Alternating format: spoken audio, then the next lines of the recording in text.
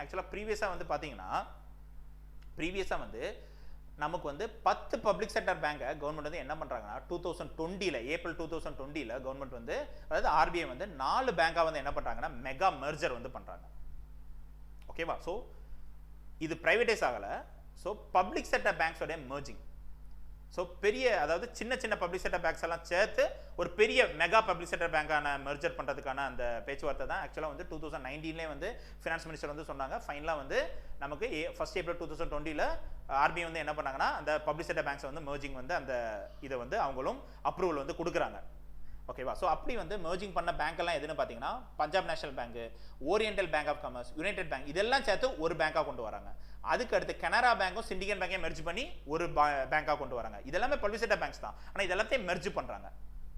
இனி ஒன்று union Bank of India, அதுக்கடுத்து ஆந்திரா பேங்க், கார்பரேஷன் பேங்க் எல்லாத்தையும் மெர்ஜ் பண்ணி ஒரு பப்ளிக் செக்டர் பேங்க், அதுக்கடுத்து இந்தியன் பேங்க் அலகாபாத் பேங்கையும் மெர்ஜ் பண்ணி ஒரு பப்ளிக் செக்டர் பேங்க். இப்படி வந்து என்ன பண்ணுறாங்கன்னா கவர்மெண்ட் வந்து பப்ளிக் செக்டர் பேங்க்ஸை வந்து மெர்ஜ் பண்ணணும் அப்படிங்கிறத வந்து பப்ளிக் செக்டர் பேங்க்ஸ் வந்து என்ன பண்ணாங்கன்னா மெர்ஜ் பண்ணுங்கிறது 2019 வந்து கவர்மெண்ட் வந்து முடிவு பண்ணாங்க. எகைன் ஆர்பிஐ வந்து என்ன பண்ணா 2020 அதுக்கு என்ன பண்ணாங்கன்னா அதுக்கான எல்லா அப்ரூவலும் கொடுத்து பேங்க்ஸை வந்து மெர்ஜும் பண்ணியாச்சு. ஓகேவா? ஸோ அப்போ என்ன பண்ணாங்கன்னா 2020 ஆர்பிஐ வந்து 10 பப்ளிக் செக்டர் பேங்க்ஸை 4 பப்ளிக் செக்டர் பேங்காக கொண்டு வந்துட்டாங்க. சரி, ரைட் சார். அட் ப்ரெசென்ட்டாக எவ்வளோ பப்ளிக் செக்டர் பேங்க்ஸ் சார் இப்போ இருக்கு?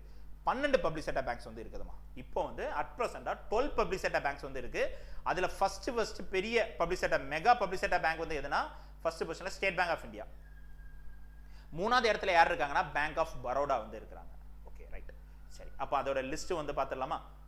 பார்த்தீங்கன்னா ஃபர்ஸ்ட் மெகா பேங்க் வந்து ஸ்டேட் பேங்க் ஆஃப் இந்தியா. அதுக்கடுத்து செகண்ட் இருக்கிறது வந்து என்னது Punjab national bank. So Punjab national bank தான் வந்து என்ன பண்ணா Punjab national bank, oriental bank of commerce, united bank of India இதெல்லாம் சேர்ந்து தான் ஒரு பேங்காக கொண்டு வந்துட்டாங்க. கொண்டு வந்தோன்னா இது வந்து செகண்ட் லார்ஜஸ்ட் பப்ளிக் செக்டர் பேங்காக மாறுது இந்த மெர்ஜிங்.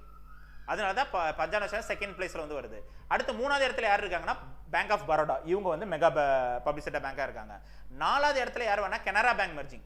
கனரா பேங்க் யார் கூட மெர்ஜ் பண்ணிருக்காங்க? சிண்டிகேட் பேங்கோட மெர்ஜிங் பண்ணனால இது 4th லார்ஜஸ்ட் பப்ளிக் செக்டர் பேங்கா மாறுது. 5th லார்ஜஸ்ட் பப்ளிக் செக்டர் பேங்கா எது மாறுதுன்னா Union Bank of India. Union Bank of India, Andhra Bank, corporation பேங்கோட மெர்ஜிங் எல்லாம் சேர்த்து யூனியன் பேங்க் ஆஃப் இந்தியன் மாறுதுல. ஸோ அதனால அவங்க 5th லார்ஜஸ்ட் பப்ளிக் செக்டர் பேங்கா இருக்காங்க. அதுக்கு அடுத்து 6th largest public sector bank வந்து எதுனா bank of India. 6th largest public sector bank வந்து எதுனா பேங்க் ஆஃப் இந்தியா. ஸோ அது பெரிய பேங்கா வந்து இருக்குது. ஓகேவா? ஸோ அது மெர்ஜிங் கிடையாது, இண்டிவிஜுவலாகவே இருக்கு. 7th பேங்க் வந்து என்ன இந்தியன் பேங்க் மெகா பேங்கா வந்து இருக்குது. இந்தியன் பேங்க் வந்து என்ன பண்றாங்க மெர்ஜ் பண்ணி தான் அது வந்து 7th லார்ஜஸ்ட் பப்ளிக் செக்டர் பேங்கா மாறுது. இந்தியன் பேங்க் அலகாபாத் பேங்கை மெர்ஜ் பண்ணி தான் 7th லார்ஜஸ்ட் பப்ளிக் செக்டர் பேங்கா இந்தியன் பேங்க் வந்து மாறுது. அதுக்கடுத்து 8th இடத்துல யார் இருக்காங்க? Central bank of India. அதுக்கடுத்து இந்தியன் ஓவர்சீஸ் பேங்க், அதுக்கடுத்து யூகோ பேங்க், அதுக்கடுத்து பேங்க் ஆஃப் மகாராஷ்டிரா, அதுக்கடுத்து Punjab and Sindh bank. So government வந்து ஆக்சுவலாக வந்து என்ன 2 பப்ளிக் செக்டர் பேங்கை வந்து என்ன பண்ணணும்னா பிரைவேடைஸ் பண்ணணும் அப்படிங்கிறத வந்து கவர்மெண்ட் வந்து சொல்லியிருக்காங்க. ஒன்று வந்து சென்ட்ரல் பேங்க் ஆஃப் இந்தியா, இனி ஒன்று வந்து இதுவும் ஆக்சுவலாக ஷூரான்னு தெரியாது. இனி ஒன்று பேங்க் வந்து இந்தியன் ஓவர்சீஸ் பேங்கையும் பிரைவேடைஸ் பண்ணணும் அப்படிங்கிறத கவர்மெண்ட் வந்து போன பட்ஜெட்டில் வந்து சொல்லியிருக்கலாம் அப்படிங்கிறத சோர்சஸ் வந்து சொல்கிறாங்க. பட் இருந்தாலும் இன்னும் பிரைவேடைஸ் பண்ணலை. ஸோ அட் ப்ரெசென்ட் வந்து எத்தனை பப்ளிக் செக்டர் பேங்க்ஸ் வந்து இருக்கு? இந்த மெர்ஜிங் எல்லாம் நடந்ததுக்கு அப்புறமும் இந்தியாவில் வந்து எத்தனை பப்ளிக் செக்டர் பேங்க்ஸ் வந்து இருக்கு? 12 பப்ளிக் செக்டர் பேங்க்ஸ் வந்து இருக்கு. அதில் லார்ஜஸ்ட் பப்ளிக் செக்டர் பேங்க் வந்து யாருன்னா ஸ்டேட் பேங்க் ஆஃப் இந்தியா.